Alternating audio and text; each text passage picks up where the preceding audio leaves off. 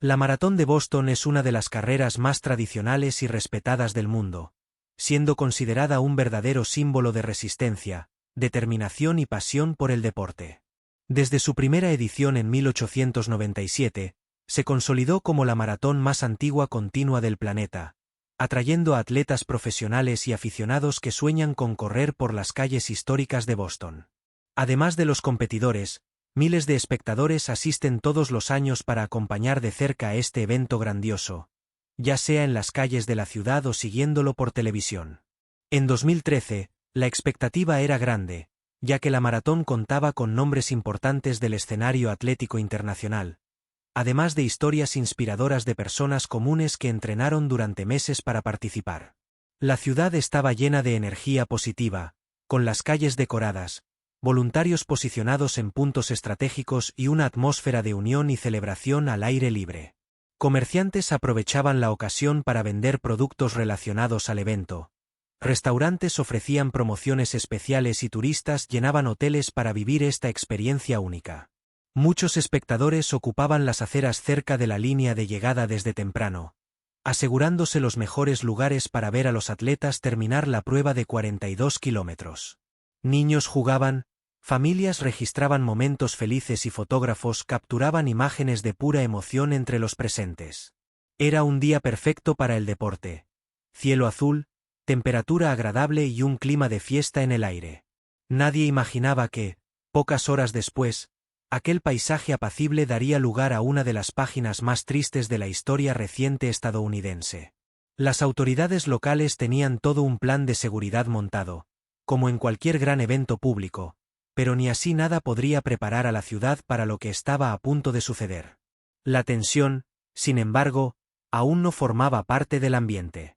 En ese momento, todo parecía seguir normalmente, como en cualquier otra edición de la maratón. Para quienes estaban allí, en aquellas calles movidas, el foco era solo en la fuerza de los atletas y en la energía colectiva que tomaba el lugar. Pero, sin saberlo, cada persona presente aquel día estaba a punto de vivir una experiencia inolvidable y trágica, que conmocionaría a América. Y fue exactamente en este escenario aparentemente tranquilo que, a las 14:50, hora local, la primera explosión cambiaría para siempre la historia de la ciudad de Boston.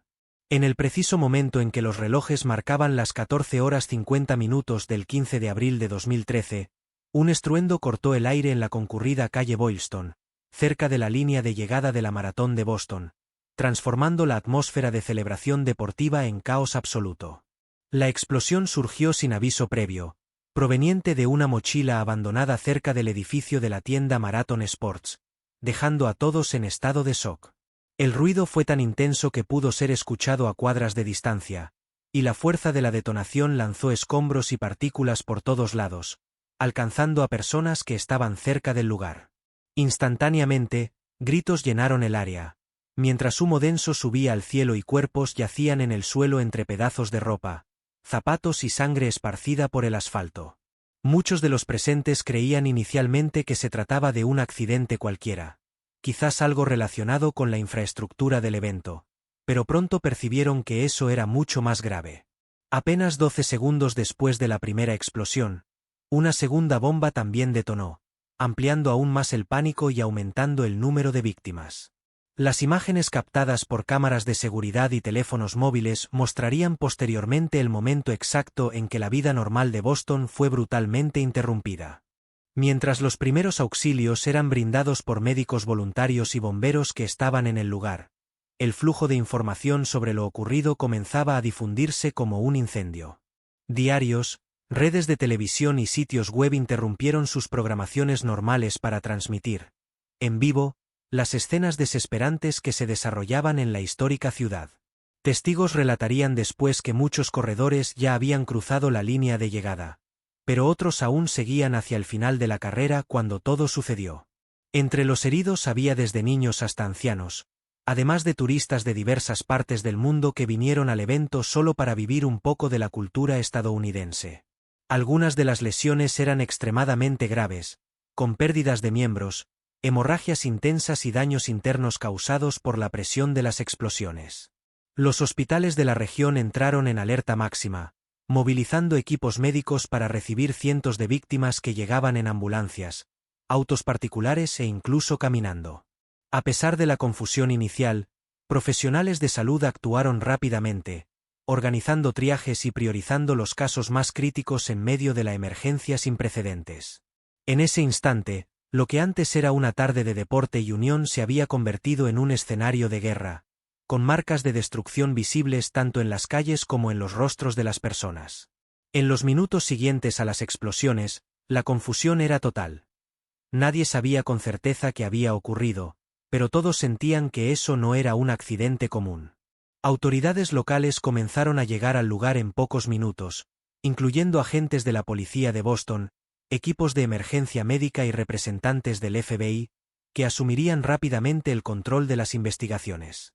El gobernador de Massachusetts, Deval Patrick, fue uno de los primeros en declarar públicamente que eso parecía ser un acto de terrorismo, aunque ninguna organización hubiera reclamado la autoría hasta ese momento. Mientras tanto, las calles alrededor del área afectada eran cerradas al tráfico, helicópteros sobrevolaban el lugar y cientos de policías fueron movilizados para contener a la multitud en pánico y proteger otros puntos estratégicos de la ciudad. Las autoridades también iniciaron una revisión por toda la región buscando posibles nuevos artefactos explosivos, temiendo que los ataques fueran parte de algo mayor. Centros comerciales e instituciones cercanas a la línea de llegada fueron evacuados, y vuelos en el Aeropuerto Internacional de Boston Logan fueron temporalmente suspendidos o redirigidos. En la sede del FBI en Boston, agentes especializados ya empezaban a analizar imágenes captadas por cámaras de seguridad repartidas por la calle Boylston y alrededores, intentando identificar a los autores. Además, mensajes publicados en redes sociales por espectadores ayudarían al equipo de investigación a armar un retrato inicial de lo que había ocurrido, con vídeos y fotos que registraron los momentos antes y después de las explosiones. Testigos describieron haber visto a personas cargando mochilas grandes cerca del lugar donde las bombas explotaron, informaciones que pronto se convertirían cruciales para la investigación. Muchos de ellos mencionaron individuos sospechosos, con comportamiento inusual, como evitando contacto visual o pareciendo nerviosos ante la multitud animada. A pesar de todas estas pistas, aún no había indicios concretos sobre quién estaría detrás del atentado, y la tensión aumentaba cada minuto que pasaba sin respuestas claras. En Washington, el presidente Barack Obama fue inmediatamente informado sobre lo ocurrido y canceló compromisos oficiales para seguir de cerca la situación. En un pronunciamiento oficial horas después, él clasificó el evento como un acto de violencia brutal, y prometió que los responsables serían encontrados y castigados. Todo el país observaba perplejo las noticias en tiempo real, y muchos americanos mayores recordaron eventos similares, como el 11 de septiembre de 2001, cuando el miedo también tomó las calles. Era solo el inicio de una investigación compleja, que exigiría cooperación entre múltiples agencias federales, estatales y locales para descifrar un crimen que conmovió el alma de la nación. En las primeras horas tras las explosiones, la investigación parecía avanzar lentamente, ya que no había ninguna reivindicación de autoría ni información concreta sobre quién podría estar detrás del ataque. Sin embargo, un equipo especializado del FBI trabajaba incansablemente analizando miles de imágenes captadas por cámaras de seguridad repartidas por la calle Boylston y en establecimientos cercanos al lugar de los ataques. Entre fotos de turistas, voluntarios, espectadores y corredores, surgieron dos individuos cuyo comportamiento llamó la atención de los investigadores. Parecían nerviosos y evitaban mirar directamente a las cámaras. Uno de ellos llevaba una mochila negra grande, mientras el otro usaba una gorra oscura y caminaba detrás, observando el movimiento alrededor como si estuviera evaluando el ambiente. Las imágenes mostraban que ambos permanecieron en el lugar durante algunos minutos antes de las explosiones y luego se alejaron tranquilamente, sin demostrar sorpresa o preocupación por lo que estaba ocurriendo. Estos detalles hicieron que los agentes enfocaran su atención en los dos hombres, considerándolos sospechosos principales de la tragedia. A partir de ahí, la policía intensificó la búsqueda de cualquier identificación posible, cruzando datos de reconocimiento facial, registros de cámaras de tráfico y hasta redes sociales que pudieran ayudar a revelar la identidad de los autores. Al mismo tiempo, equipos revisaban las áreas cercanas en busca de posibles vestigios dejados por los criminales, como huellas digitales, ropa abandonada u otros objetos relacionados con las bombas. Los investigadores también descubrieron que las dos bombas eran fabricadas con ollas a presión, un modelo casero muy utilizado en explosivos artesanales, lo que indicaba que los responsables tenían algún conocimiento técnico sobre armamentos. Además, los artefactos fueron reforzados con clavos y esferas metálicas, aumentando el potencial destructivo y causando lesiones graves en las víctimas más cercanas. Esta característica brutal hizo aún más impactante el caso, ya que evidenciaba que el atentado tenía como objetivo no solo asustar, sino también matar y mutilar al mayor número posible de personas. Mientras tanto, cientos de agentes federales y policías locales comenzaron a interrogar a residentes de la región y visitantes que estuvieron en el lugar, buscando alguna información adicional sobre los sospechosos. A pesar del gran volumen de trabajo, los nombres de los culpables aún permanecían en secreto, y la tensión aumentaba en la ciudad, que ahora vivía bajo constante vigilancia. Pero, pocas horas después, aparecería una nueva pista, una imagen más clara de uno de los sospechosos, obtenida de una cámara de seguridad de una tienda cercana, sería fundamental para resolver el misterio. Con esta foto divulgada públicamente, la búsqueda de los responsables entraría en una nueva fase, marcada por una carrera contra el tiempo para evitar nuevos ataques y encontrar a los autores del crimen. Durante la mañana del 18 de abril, apenas 3 días después de los ataques, las autoridades lograron un avance crucial. Los rostros de los sospechosos fueron identificados y dados a conocer al público. Gracias a las imágenes recogidas por las cámaras de seguridad y al exhaustivo trabajo de análisis digital, el FBI logró asociar a los dos hombres vistos cargando las mochilas con los nombres de Tamerlan Tsarnaev y su hermano menor, Dzhokhar Tsarnaev. Ambos eran ciudadanos estadounidenses de origen checheno, que habían emigrado a Estados Unidos junto con su familia hacía varios años. Tamerlan, el mayor, tenía 26 años en ese momento y era conocido por tener un historial de comportamiento agresivo y por expresar ideas radicales en vídeos publicados en redes sociales. Ya había llamado la atención del FBI anteriormente, durante una investigación en 2011, cuando agentes rusos alertaron a las autoridades estadounidenses sobre posibles conexiones suyas con grupos extremistas. Dzhokhar, por otro lado, tenía solo 19 años, estudiaba en la Universidad de Massachusetts y parecía llevar una vida normal, asistiendo a fiestas, publicando fotos en redes sociales y manteniendo contacto con amigos. A pesar de ello, investigaciones posteriores revelarían que venía radicalizándose cada vez más en los meses anteriores al atentado, influenciado por las ideas de su hermano mayor. Con los rostros de los sospechosos dados a conocer, la búsqueda tomó proporciones nacionales, con equipos de policía revisando barrios, interrogando conocidos y analizando registros digitales en busca de pistas sobre el paradero de ambos. Muchos residentes de Boston y alrededores comenzaron a seguir con atención los noticieros, temiendo que los terroristas pudieran estar en cualquier lugar, listos para nuevos ataques. El clima de tensión aumentaba cada hora sin noticias concretas, y la ciudad vivía bajo constante vigilancia, con escuelas cerradas y eventos públicos cancelados como medida preventiva. Las autoridades también comenzaron a investigar posibles conexiones internacionales, tratando de entender si los jóvenes habían recibido apoyo de organizaciones terroristas o si actuaron solos, inspirados por ideologías extremistas. Durante esas investigaciones, se descubrió que Tamerlan había pasado 6 meses en Rusia el año anterior, lo que generó sospechas sobre posibles contactos con grupos radicales. Sin embargo, no hubo pruebas concretas de que hubiera sido entrenado formalmente o integrado a alguna célula terrorista específica.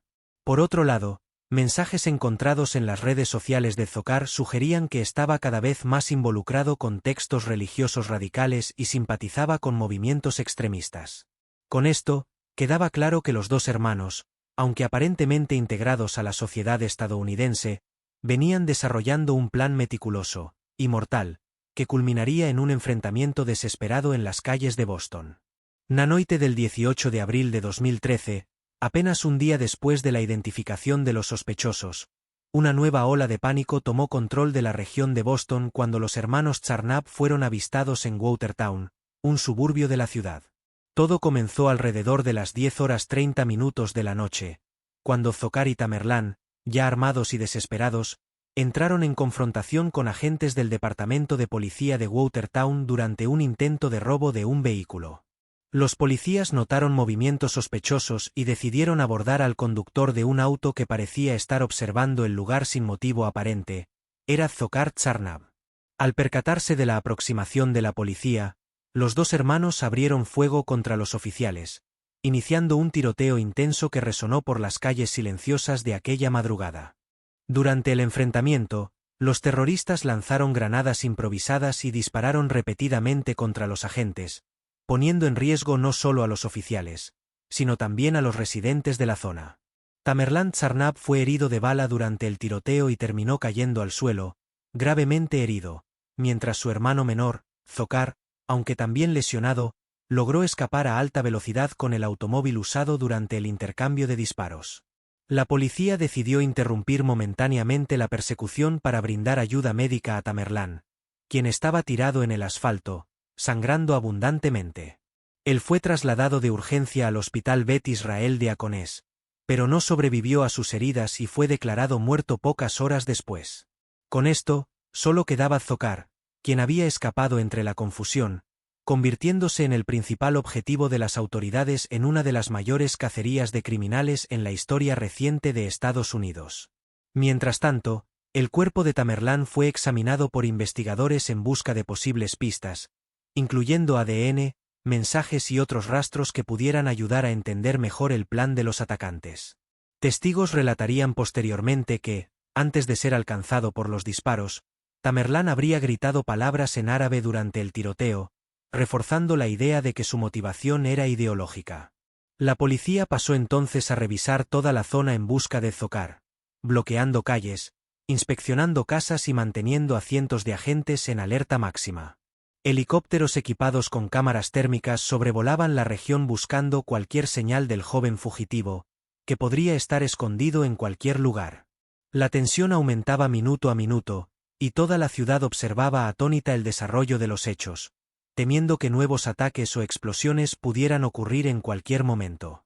Pero nadie imaginaba que la captura de Dzhokhar Tsarnaev ocurriría de forma inesperada, dentro de un bote abandonado en un patio común de Watertown, como veremos más adelante. En la mañana del 19 de abril de 2013, menos de 24 horas después del tiroteo en Watertown, las autoridades continuaban revisando la región en busca de Dzhokhar Tsarnaev, el joven que había escapado del auto durante el intercambio de disparos. Con la ciudad en estado de alerta máximo, se instruyó a los residentes permanecer dentro de sus hogares mientras equipos de policía, SWAT y agentes federales revisaban residencias, patios traseros e incluso alcantarillas en busca de cualquier pista del fugitivo. La operación contaba con cientos de policías armados, vehículos blindados, perros rastreadores y drones equipados con cámaras térmicas para detectar movimiento humano en áreas oscuras o cerradas. Muchos barrios de Watertown estaban completamente bloqueados, y helicópteros sobrevolaban constantemente la zona, transmitiendo imágenes en vivo a los centros de comando distribuidos por el área. A pesar de la gran movilización, horas transcurrieron sin información concreta sobre el paradero de Dzhokhar, lo que alimentaba el temor de que pudiera estar preparándose para otro ataque. Pero cerca de las 18:45, un acontecimiento inesperado cambiaría el rumbo de la cacería. Un residente de la calle Dexter Street notó que su bote estaba dañado y observó manchas de sangre en el lateral del casco.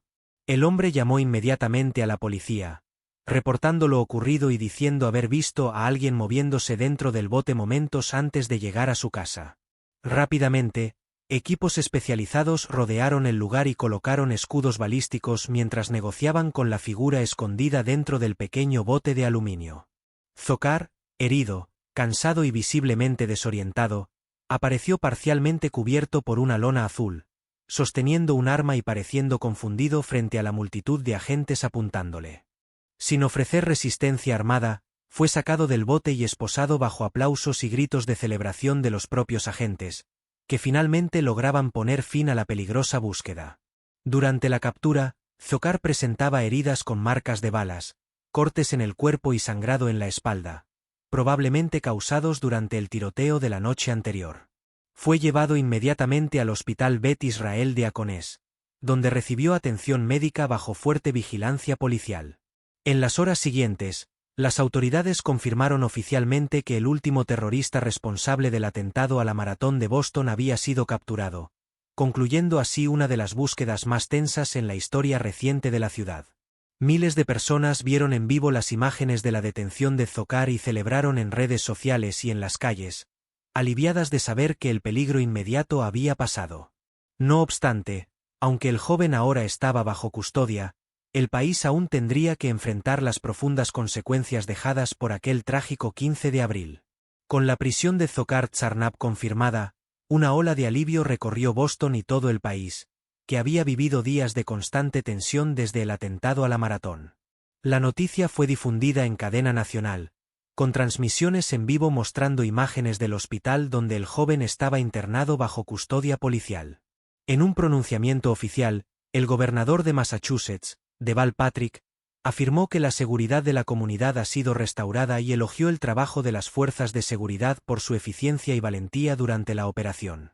El alcalde de Boston, Thomas Menino, también se manifestó, diciendo que lo peor ya ha pasado y que la ciudad comenzaría a reconstruirse a partir de ese momento. En las calles de Boston, los residentes salieron de sus casas para celebrar, abrazándose unos a otros, cantando el himno nacional y mostrando banderas estadounidenses en gestos de unidad y superación. Muchos de los presentes en la línea de llegada de la maratón días antes lloraban al enterarse de que los responsables del sufrimiento ya estaban bajo custodia. En redes sociales, mensajes de gratitud hacia la policía y agentes federales se multiplicaron, con hashtags como #Boston Strong y #Justice for Boston viralizando en Twitter y Facebook. La detención de Dzhokhar también generó un gran impacto internacional, con líderes mundiales comentando el desenlace de la investigación y expresando solidaridad hacia las víctimas del ataque. Aunque el sentimiento predominante era de alivio, muchos recordaban que el verdadero desafío aún estaba por venir: el juicio del joven terrorista. Las autoridades legales advertían que el proceso sería largo y complejo, ya que involucraría testimonios de cientos de testigos, análisis de pruebas técnicas y debates sobre la pena máxima aplicable. Durante su tiempo en el hospital, Dzhokhar permaneció bajo vigilancia constante, sin acceso a teléfonos móviles ni visitas no autorizadas, mientras esperaba su traslado a una prisión federal. Sus abogados entrarían en acción en los días siguientes, tratando de construir una defensa que evitara la pena de muerte, algo que, dada la gravedad del crimen, parecía improbable. Al mismo tiempo, familiares de las víctimas exigían justicia severa, destacando que el joven sabía exactamente lo que hacía al plantar las bombas que arrebataron vidas inocentes. También surgieron voces pidiendo reflexionar sobre cómo dos jóvenes aparentemente integrados a la sociedad estadounidense pudieron llegar a un extremo tan violento. Esta pregunta resonaría durante años, alimentando debates sobre radicalización, integración social y seguridad nacional en Estados Unidos. En septiembre de 2014, poco más de un año después del atentado a la maratón de Boston, Dzhokhar Tsarnaev fue formalmente acusado por un gran jurado federal de 30 delitos, incluyendo uso de arma de destrucción masiva y conspiración para matar personas. El juicio comenzó oficialmente en marzo de 2015, en el Tribunal Distrital de los Estados Unidos en Boston, con una selección rigurosa del jurado que duró semanas, ya que las autoridades buscaban garantizar imparcialidad ante la conmoción nacional. Durante los primeros días del proceso, fiscales describieron en detalles brutales cómo las bombas fueron construidas, dónde fueron colocadas y qué daños causaron a las víctimas. Imágenes fuertes de las explosiones, testimonios de sobrevivientes y relatos médicos fueron presentados al jurado, recordando a todos el sufrimiento vivido aquel día fatídico. La defensa de Dzhokhar, liderada por el abogado Judy Clarke, conocida por defender criminales notorios, como el secuestro del Jeep en Arizona, argumentaba que él había sido influenciado por su hermano mayor, Tamerlán, y trataba de evitar la pena de muerte. También destacaron que Dzhokhar era joven en ese momento, tenía solo 19 años, y que su rol sería secundario frente a la dirección ideológica de Tamerlán. A pesar de ello, el juez del caso enfatizó la responsabilidad directa de Dzhokhar, recordando que ayudó a montar las bombas, participó en la elección del lugar y estuvo presente durante los ataques. Testigos emocionados tomaron la palabra, incluyendo familiares de víctimas fatales, sobrevivientes que perdieron miembros y hasta niños que estuvieron cerca de la línea de llegada. Uno de los momentos más impactantes del juicio fue cuando Karen Brassard, una de las víctimas heridas, mostró al tribunal su pierna amputada y dijo: «Yo no puedo ocultarlo. Tú tampoco puedes ocultar lo que hiciste». Frente a tanta presión emocional y judicial, Dzhokhar decidió pronunciarse públicamente por primera vez durante el juicio, pidiendo disculpas a las víctimas, aunque sin asumir plena responsabilidad. Dijo haber sido engañado por las ideas de su hermano y aseguró que hoy entiende el error que cometió. Pero muchos consideraron sus palabras insuficientes frente a la gravedad de los hechos. En junio de 2015, tras semanas de testimonios y debates, el jurado concluyó la fase del juicio y declaró a Dzhokhar Tsarnaev culpable de los 30 cargos federales por los que fue acusado. Con eso, el caso entró en su etapa final. La decisión sobre la sentencia, que determinaría si recibiría prisión perpetua o la pena de muerte, algo poco común en Estados Unidos en casos federales. Mientras tanto, la opinión pública se dividía. Muchos clamaban por justicia severa, exigiendo la ejecución del joven, mientras otros defendían reflexionar sobre el sistema penal y la posibilidad de redención. Pero, independientemente de la postura, una cosa era cierta. El veredicto final sellaría para siempre el destino de aquel que, a los ojos del mundo, se había convertido en el rostro del terrorismo doméstico en Estados Unidos. En julio de 2015, tras meses de testimonios, debates y emociones intensas, llegó el momento más esperado del juicio, la decisión de la sentencia de Dzhokhar Tsarnaev. El jurado, compuesto por 12 personas y 2 suplentes, fue unánime al recomendar la pena de muerte, considerando el crimen extremadamente cruel, premeditado y con múltiples víctimas inocentes. Fue una decisión histórica, ya que la pena capital en casos federales en Estados Unidos es rara y solo se aplica en situaciones de extrema gravedad. En enero de 2020, sin embargo, un tribunal federal anuló la sentencia, argumentando que el proceso de selección del jurado no había sido suficientemente riguroso para garantizar imparcialidad. Esto generó gran controversia, especialmente entre familiares de las víctimas, quienes vieron en esa decisión una posible oportunidad para que el joven escapara de la muerte. Pero en marzo de 2022, la Corte Suprema de Estados Unidos revirtió esta decisión anterior, restableciendo la pena de muerte para Dzhokhar Tsarnaev, sellando así su destino.